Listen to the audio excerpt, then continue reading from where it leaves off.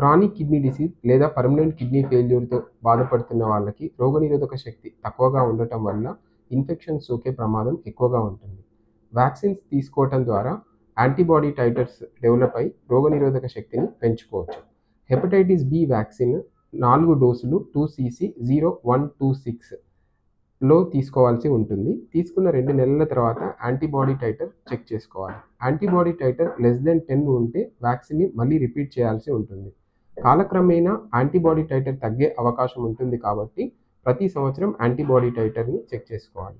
Pneumonia నుంచి prevent చేసుకోవడానికి ప్రెవనార్ 13 మరియు నిమోవాక్ 23 అనే వ్యాక్సిన్ 8 వారాల గ్యాప్లో తీసుకోవాల్సి ఉంటుంది.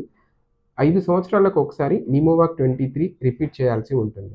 చలికాలం ముందు ఖచ్చితంగా ఇన్ఫ్లుయెంజా వ్యాక్సిన్ తీసుకోవటం ద్వారా ఇన్ఫ్లుయెంజా ఇన్ఫెక్షన్ నుంచి కాపాడుకోవచ్చు.